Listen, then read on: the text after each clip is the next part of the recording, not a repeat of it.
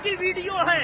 3 गैर मुस्लिम लड़कों ने मिल करके कॉलेज से बच्ची को बुलाया और उसको मार करके स्कॉर्पियो में ले गया। 3 दिन रेप किया और रेप करने के बाद उसके जिस्म को सरेआम ले करके फेंक दिया। आए दिन ये खबरें आ रही हैं।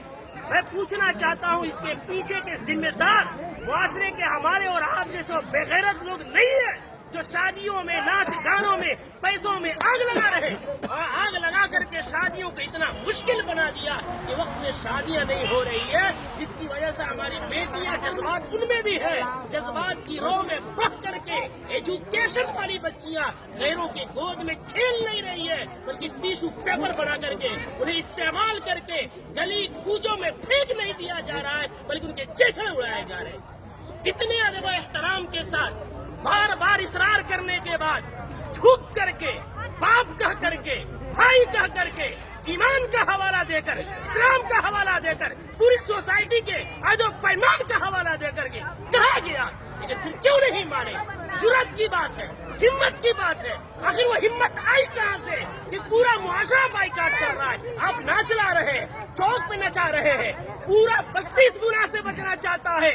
खुदा का खौफ खाए हम लोग, कल क़यामत में क्या मुंह दिखाएंगे? पूरे गांव में नचाते हुए लेकर आते हैं, मस्जिद के सामने से लेकर आते हैं, पूरे गांव में। ये क्या है? इसको जिद नहीं कहते हैं तो और क्या कहते हैं? इसको हठधर्मी नहीं कहते हैं तो क्या कहते हैं?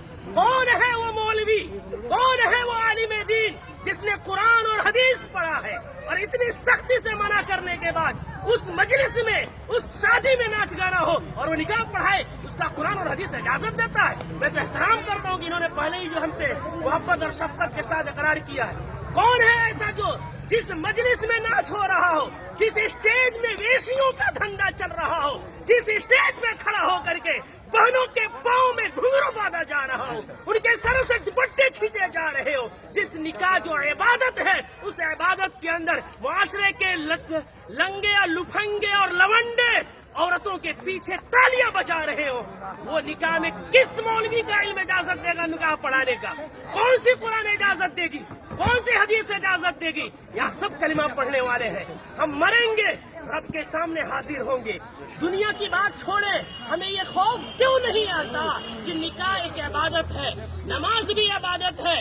नमाज में अगर कोई गाना बजाए, नमाज का मजाक है। निकाह में कोई गाना बजाए, वो निकाह का मजाक नहीं तो क्या है? जो मौलवी कुरान की आयत पढ़ेंगे उनका मजाक नहीं तो क्या है? हदीस पढ़ेंगे उनको पैरों की ठोकरों में रखना नहीं है तो क्या है?